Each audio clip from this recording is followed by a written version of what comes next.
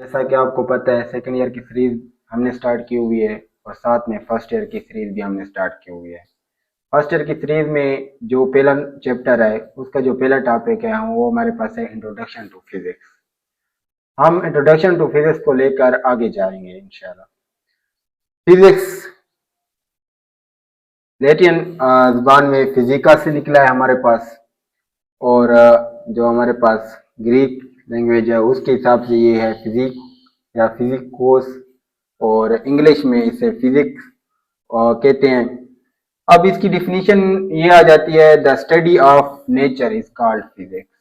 Physics में हम क्या करते हैं? स्टडी ऑफ नेचर, यानी कि नेचर के बारे में हम स्टडी करते हैं हमारे पास, is called physics. Physics is drive from a Greek word physis और फिजिक्स, इससे निकला हुआ है, जिसके मीनिंग है हमारे पास क्या है? नेचर है हमारे पास। क्या है? मैं नेचर। फिजिक्स को क्या कहते हैं? Physics is the king of science. Physics king of science है हमारे पास, और mathematics is the queen of science, यानी कि फिजिक्स बादशाह है और मैथमेटिक्स क्या है? मलका है, क्वीन है हमारे पास। अब इसमें देखें, the branch of physical science in which we study about matter and energy. Physics में हम दो चीजों को डिस्कस करते हैं, मैटर एंड एनर्जी। ये 9th क्लास में आप पढ़ कर आए हैं कि मैटर क्या होता है, एनर्जी क्या होती है हमारे पास। What is matter, what is energy. अब देखें इसके बाद हमारे पास and their mutual relationship is called physics, और इनके दरमियान जो बाहमी ताल्लुक है उसको हम डिस्कस करते हैं हमारे पास। आपको पता है मैटर क्या है? हर वो चीज जो जगह घेरती है और वजन रखती है वो हमारे पास क्या है? मैटर है। और the ability to do work, काम करने की सलियत को हम क्या कहते हैं? एनर्जी कहते हैं हमारे पास। इसके बाद आ जाते हैं हमारे पास study of matter and energy is called physics. Study of matter and energy is called physics है। अब हम लिख सकते हैं कि यूनिवर्स में दो चीजें आ जाती हैं, एक हमारे पास मैटर आता है, एक आता है हमारे पास एनर्जी। तो हम एक और डिफिनेशन भी लिख सकते हैं कि study of universe is called physics. Study of universe is called physics. Before 19th century times of Aristotle, उस वक्त क्या था? हमारे पास नेचुरल फिलॉसफी थी हमारे पास, नेचुरल फिलॉसफी। नेचुरल फिलॉसफी हमारे पास थी, और वहां पे हमारे पास क्या है? ये दो चीजें आ जाती है नेचुरल, एक लिविंग थिंग, एक प्लस नॉन लिविंग थिंग। इसको आगे लेकर हम जाते हैं।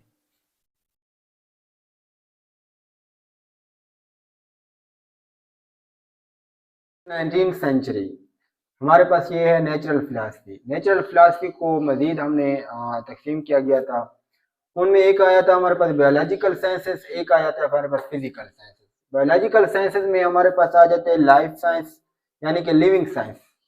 लिविंग साइंस में हमारे पास पहले आ जाती है बियोलॉजी। बियोलॉजी आप पढ़ते हैं, उसमें आप पढ़ते हैं स्टडी ऑफ लाइफ, लाइफ के बारे में हम पढ़ते हैं।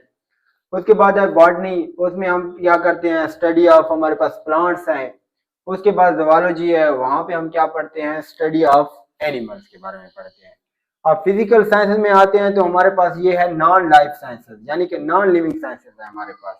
फिजिकल साइंसेस में हमारे पास फिजिक्स आ जाती है, केमिस्ट्री आ जाती है हमारे पास, एस्ट्रोनॉमी आ जाती है, इन्वायरमेंटल हमारे पास आ जाती है साइंस, जियोलॉजी आ जाती है, और एग्रीकल्चर आ जाती है हमारे पास। ये हमारे पास क्या है? नॉन लिविंग के लिए, और ये हमारे पास क्या है? लिविंग। लिविंग यानी कि ये बियोलॉजी, बॉटनी, ज़ूलॉजी, ये हमारे पास स्टडी ऑफ लाइफ है, स्टडी ऑफ प्लांट है, स्टडी ऑफ एनिमल्स। और यहाँ पे non life science, non living science, physics, chemistry, astronomy, environmental science, geology और एग्रीकल्चर हमारे पास। इसके बाद आ जाते हैं हमारे पास मैटर। मैटर में देखें हमारे पास क्या होता है? स्पेस एंड वॉल्यूम, और साथ में इसका मास भी होता है हमारे पास। नॉन मैटर में नो स्पेस और वॉल्यूम, यानी कि स्पेस नहीं होती और वॉल्यूम भी नहीं होती हमारे पास। तो ये हमारे पास आ जाता है मास इसका होता है, और ये नो स्पेस और वॉल्यूम, नो मास हमारे पास आ जाता है। अब देखें physics up to the end of 19th century is known as, जो हमारे पास है एंड ऑफ 19th सेंचुरी है, उसमें फिजिक्स को हम क्या कहते हैं? Is known as classical physics. क्या कहते हैं? Classical physics. और क्लासिकल फिजिक्स में हमारे पास क्या है? Which consist of Newton's laws of motion, gravitational laws, उसके बाद हमारे पास thermodynamics, kinetic theory, Maxwell theory of electromagnetic waves, and laws about optical phenomena, ये सारे के सारे आ जाते हैं क्लासिकल फिजिक्स में हमारे पास। क्योंकि जो एंड ऑफ 19th सेंचुरी है उसमें जो फिजिक्स होते हैं उसको हम नाम दे देते हैं क्लासिकल फिजिक्स, और इसके बाद हमारे पास मॉडर्न फिजिक्स आती है, उसको डिस्कस करते हैं हमारे पास। फ्रेंड हमने यहाँ पर पढ़ा था कि 19th सेंचुरी से जो हमारे पास एंड था तो उसमें जो फिजिक्स थी वो क्लासिकल फिजिक्स थी। अब उसके बाद हम पढ़ते हैं कि हमारे पास however the physics after the 19th century, यानी 19th सेंचुरी के बाद जो फिजिक्स आई है वो हमारे पास फिजिक्स कहलाती है मॉडर्न फिजिक्स। ठीक है, वो is known as modern physics. वो हमारे पास क्या है, मॉडर्न फिजिक्स है। जो किस चीज के ऊपर इंक्लूड्स है, वो हमारे पास इंक्लूड्स है discovery of X rays, X rays की डिस्कवरी के ऊपर मुश्तमिल है, रेडियो एक्टिविटी के ऊपर मुश्तमिल है, माइकलसन मोरली एक्सपेरिमेंट है हमारे पास, Max Planck's quantum theory, Einstein special theory of relativity, Bohr atomic theory, de Broglie hypothesis, Schrodinger wave equation and Heisenberg uncertainty principle. जितने भी हमारे पास न्यू हमारे पास इन्वेंशन है, यानी कि all these new researcher have brought a revolution in the field of physics and other scientific discipline. ये सारी की सारी चीजें जो मैंने डिस्कस की हैं, ये सारी की सारी चीजें आ जाती हैं हमारे पास मॉडर्न फिजिक्स में। और जो हमारे पास क्लासिकल फिजिक्स में है वो हमने भी डिस्कस किए हैं, और ये हमारे पास क्या है, मॉडर्न फिजिक्स है। तो ये क्लासिकल फिजिक्स का जो फादर है उसको हम न्यूटन कहा जाता है, और जो हमारे पास मॉडर्न फिजिक्स का फादर है उसको आइंस्टाइन कहा जाता है। आइंस्टाइन को मॉडर्न फिजिक्स का फादर कहा जाता है, और क्लासिकल फिजिक्स के लिए न्यूटन को फादर कहा जाता है हमारे पास। Thank you.